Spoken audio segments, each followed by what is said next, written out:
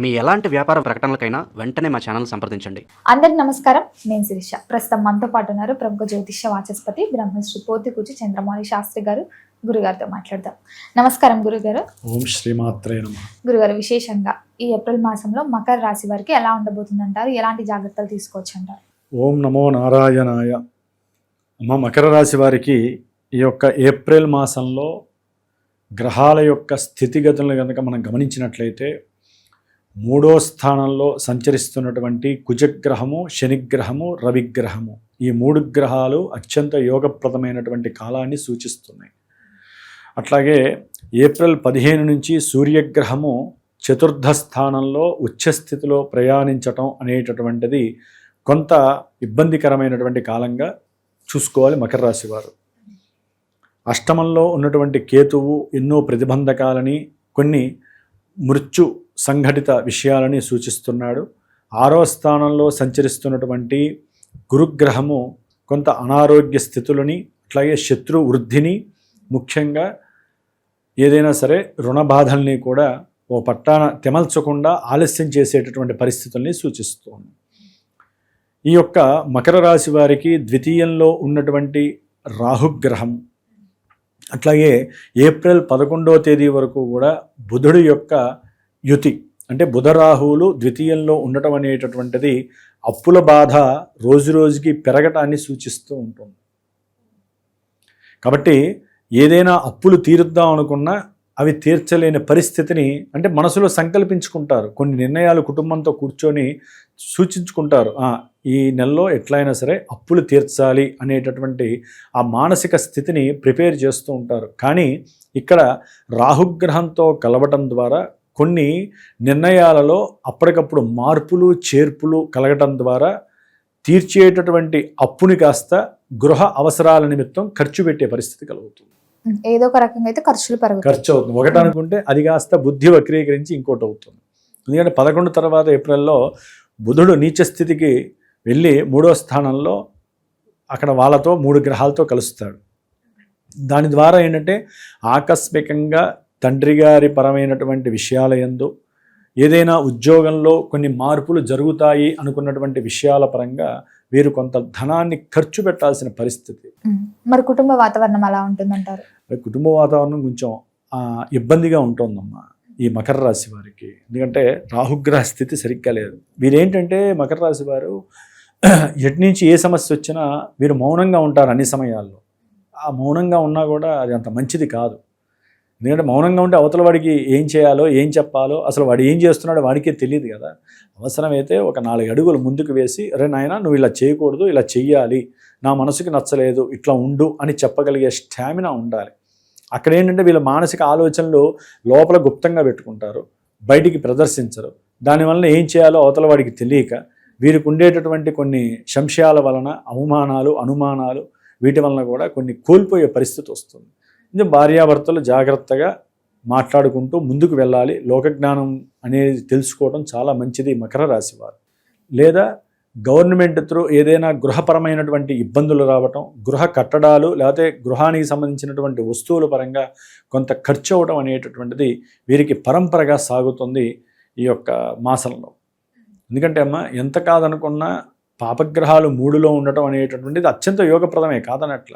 కానీ అక్కడ శనిగ్రహంతో కలిసినటువంటి రవి కుజులకి ప్లస్ బుధుడు కూడా అక్కడ యాడయ్యేసరికి చతుర్గ్రహ కూటమి దాదాపుగా ఒక 12-13 రోజులు ఏప్రిల్ మాసంలో వీరికి అనుకున్న కార్యాలన్నీ కూడా సంశయం లేకుండా నిర్ణయించే పరిస్థితి ప్రకారమే ముందుకు వెళ్ళటానికి మంచి ధైర్యం చేస్తారు, మంచి సాహసోపేతమైనటువంటి నిర్ణయాలు తీసుకుంటారు.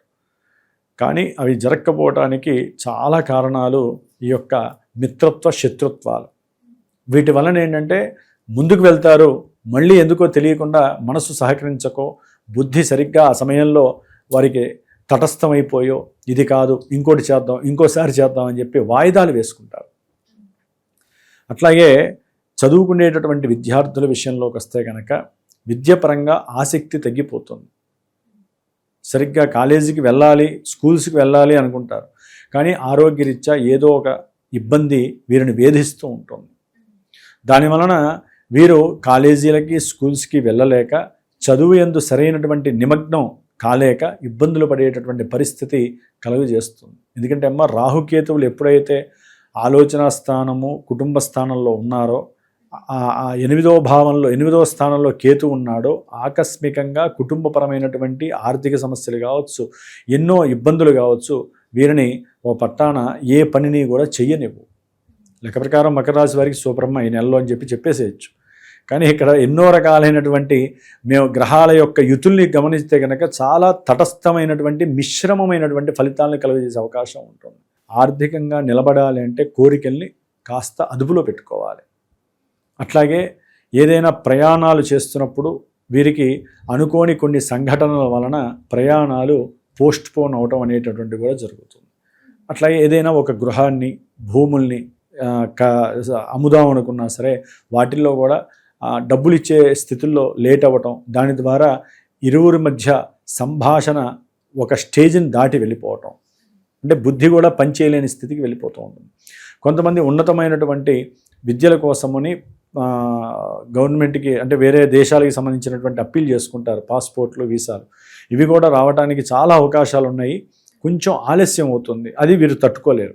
దానివల్ల నిర్ణయాలు కొంచెం మార్చుకోవడానికి ప్రయత్నం చేస్తారు. కాబట్టి కొంచెం ఓపిక, సహనము, ధైర్యము, సాహసము, నిర్ణయాలు ఇవి గనక వీరు కంట్రోల్గా అవుతుంది అని గట్టిగా అనుకుంటే తప్ప అవో, అదే వెంటనే మారిపోతూ ఉంటాయి వ్యవహారాలన్నీ కూడా. శుభాలకి బదులు అశుభాలు కూడా డైవర్ట్ అయిపోతూ ఉంటాయి వ్యవహారాలు. సాధ్యంతో మకర రాశి వారికి బాగుందమ్మా.